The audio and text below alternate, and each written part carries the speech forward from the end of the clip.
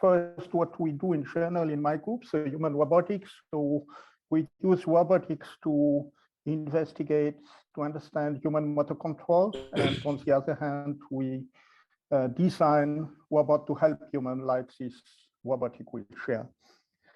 Another example, so we work on movement augmentation. So you have this example of the people with 6 fingers. So we have studied how they can manipulate. They can manipulate better than most of us with 5 fingers. And we have application for surgery where you can a surgeon can manipulate more than 2 tools at the same time. Okay, so what I want to speak about today is about adaptive haptic sensing.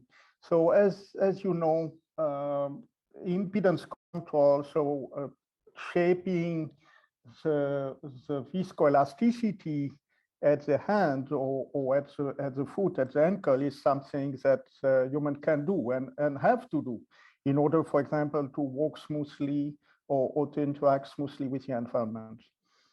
What is my presentation does? Ah, voila. So the question is whether it has an influence of haptic perception. When you change the viscoelasticity, when you change your muscle activation, does it change the sensing?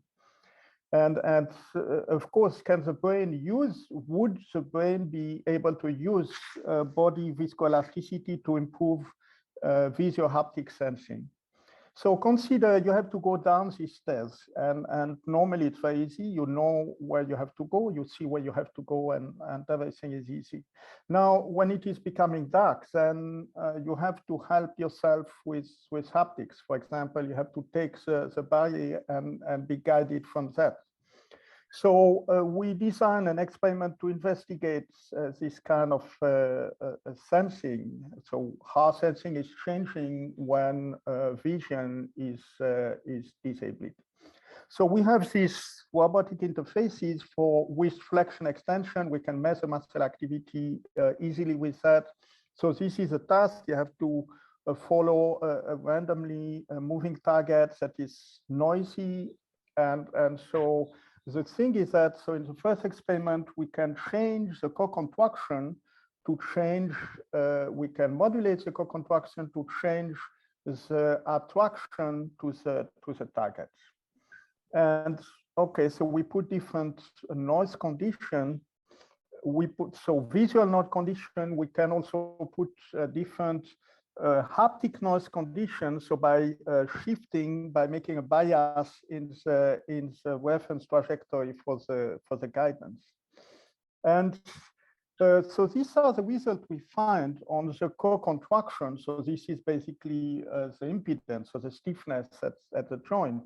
So when you have a visual deviation, then the co-contraction is increasing to make the task accurate. When you have haptic noise, then conversely, the impedance is decreasing to improve the tracking of the target.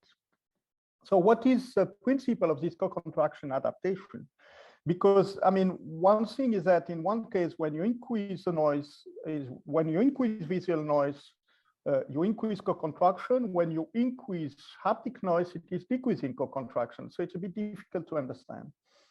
So we first tested the traditional model. The traditional model is that basically impedance is increasing with the error and tend to decrease to minimize energy. And when we do that, we find the correct trend for the visual noise, but this is totally wrong for the haptic noise. It would give the converse to what we find experimentally. Now we propose a new way to adapt, that is to minimize the prediction error. So you consider the prediction error in a Bayesian sense. And so you have this expression, and you see in this expression, so you consider the deviation of haptics and the deviation of vision. And the key point is that you can change the haptic deviation by co-contraction. So you have the possibility, so the brain has the possibility in principle to influence the prediction error. And on the other hand, we want to minimize energy as usual. When we simulate this model, we see that we have a very good match in the two conditions, so for both visual and haptic noise. Now we want to consider this in more natural conditions. So consider that, for example, you have to guide your daughter when she's learning to write. And so the question is, do you have to keep rigid or do you have to relax to best sense where she is going? And so we did a similar experiment. So now you have two people who are connected with a rigid connection, and sometimes one has a fuzzy target, sometimes both have fuzzy targets, sometimes both have sharp targets. So we modify the relative noise condition.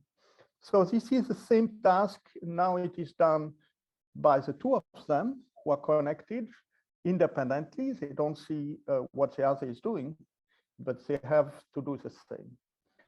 And the question is how they would modulate the muscle activation if they do it.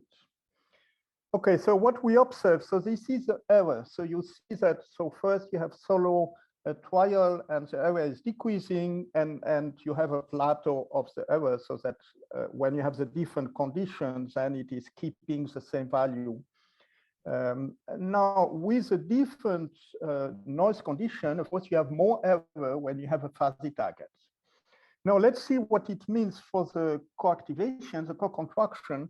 So the co-contraction is decreasing always because you have some learning.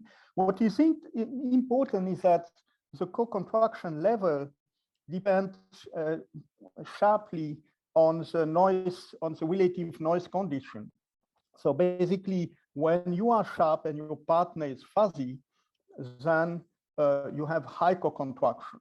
And when you are fuzzy, then you lower the co-contraction. So how to interpret that? So if we see this mechanical representation of the experiment, so we can imagine that we have a planned movement, and through our muscle activity, we are connected to this planned movement, and we can modulate the interaction with this planned movement. Analyzing the prediction error with the deviation, again, we have potentially the ability to modulate the prediction error by changing the coactivation of the muscle. So when we do simulation with that model, we see that again, the traditional model that is just increasing co-contraction doesn't work, while this Bayesian model, where both partners modifies the muscle activation to minimize the prediction error, is working very well. We can, of course, predict the co-contraction in all noise conditions, so depending on my own noise and the partner's noise. Okay, so what is the lesson? So first, the lesson is that human adapts the body impedance to improve visual haptic perception. That's something completely new. So again, we knew that before that you adapt impedance to interact mechanically with the environment. But what is new is that you also change muscle activation to change the perception.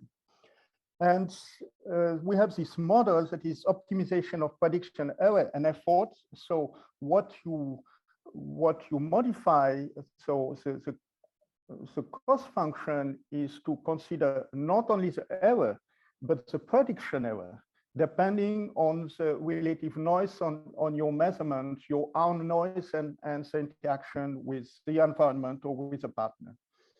And what does it mean for robots? So if you are in contact with a robot, for example, if you want to dance with a humanoid robot, then you can make that this humanoid robot is changing the interaction according to how good you are in dancing, and so helping you to so guiding, so stiffening to guide you better, or relaxing if you are best at dancing than the robot.